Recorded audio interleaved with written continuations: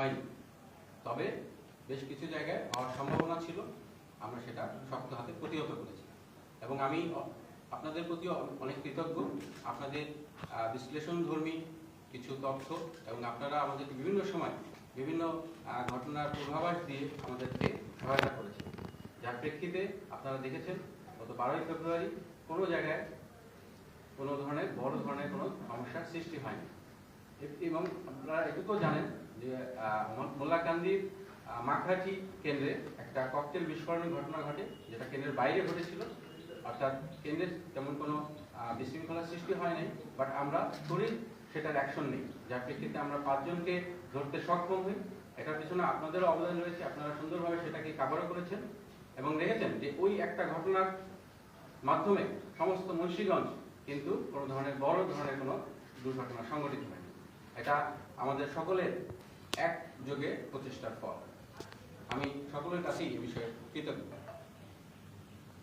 Election পরবর্তীতে আমরা জানি যে গত 13ই ফেব্রুয়ারি বেশ কিছু জায়গায় বেশ কিছু ঘটনা ঘটার উৎপাত শুরু হয়েছিল, যার প্রেক্ষিতে আমরা তাৎক্ষণিক কিন্তু আমরা অ্যাকশনে যাই।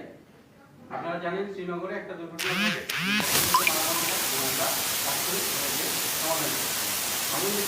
ঘটনা ঘটার সম্ভাবনা ছিল মোল্লাকান্দির, সেখানেও কিন্তু আমরা দ্রুত আমাদের পেট্রোল পাঠিয়ে সেটাকে আমরা নিয়ন্ত্রণ নিয়ে আসি। এছাড়াও ভিডিও আগলায় কিছু ঘরবাড়ি ভাঙচুরের ঘটনা ঘটে, যেখানে আমরা 2 জনকে তাৎক্ষণিক আমরা গ্রেফতার করে পুলিশের কাছে সোপর্দ করি। এদের আরেকটি ঘটনা যেটা আমাদেরকে আসলে খুবই ব্যথিত করেছে, যেটা হচ্ছে আপনার চর আব্দুল্লাহপুর সদরের মধ্যে পড়েছে। এই চর আব্দুল্লাহপুরে একটি দুর্ঘটনা ঘটে, যেখানে আমরা দেখি ডাক্তার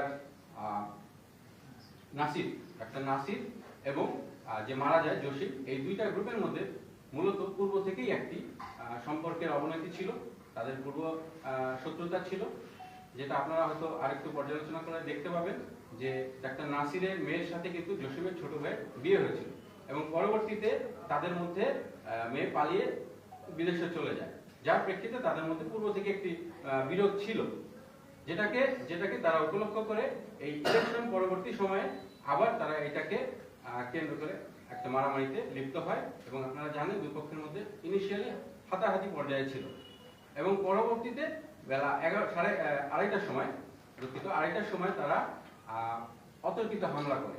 অর্থাৎ ডাক্তার নাসিরের লোকজন জসিমকে অতর্কিত তারা হামলা করে এবং জসিম ওই সময় আহত হয় এবং তাকে ইনিশিয়ালি মুন্সিগঞ্জ সদর হসপিটালে না নিয়ে তাকে নেওয়া হয় ঢাকা মেডিকেল এবং সেখানে সে মৃত্যুবরণ করে।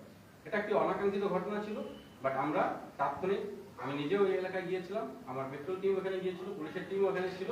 আমরা চেষ্টা করি এলাকাকে শান্ত করার এবং এলাকা শান্ত থাকে, বাট আমরা এটার সাথে সম্পৃক্ত যারা তাদেরকে ইনিশিয়ালি আমরা ধরতেও পারিনি, বাট আমাদের সেটা চলমান রয়েছে, তাদেরকে ধরার কার্যক্রম।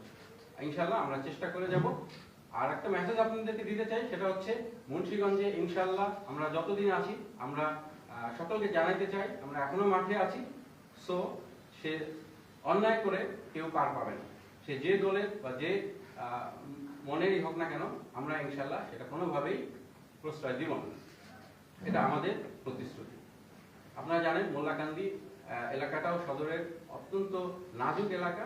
আমরা এই এলাকায় ছাড়িনি, এলাকায় আমাদের ডিপ্লয়মেন্ট আছে এবং সমস্ত উপজেলায় আমাদের ডিপ্লয়মেন্ট অব্যাহত আছে। ইনশাল্লাহ আমরা বাকি সময়টা যতদিন থাকবো মোল্লাকান্দি মুন্সিগঞ্জ জেলাকে শৃঙ্খলার মধ্যে রাখতে সক্ষম হবে। আপনাদের কিছু পয়েন্ট? এই ঘটনাটা হত্যার ঘটনাটা ঘটেছে স্পেসিফিক আপনি বলেছেন আমাদের যে এটা কি আসলে রাজনৈতিক প্রেক্ষাপটের ঘটনা নাকি এটা পূর্ব শত্রুতা বা আপনার পক্ষ বিপক্ষ এরকম কোনো বিষয় যে রাজনীতিতে বিএনপি বা বিএনপি স্বতন্ত্র এই বিষয় নাকি এটা পারিবারিক কোনো দ্বন্দ্ব? এটা আমরা যেটা বিশ্লেষণ ধরনের আমরা যেটা পাইলাম সেটা হচ্ছে তাদের মধ্যে এই পারিবারিক দ্বন্দ্বটাই ছিল।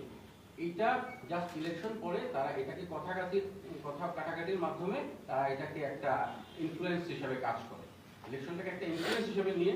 এটাও ঠিক, তারা 2 পক্ষের আলাদা আলাদা পক্ষ ছিল, এটাকে ইনফ্লুয়েন্স করে তাদের মূলত তাদের ছিল পারিবারিক ক্ষমতা।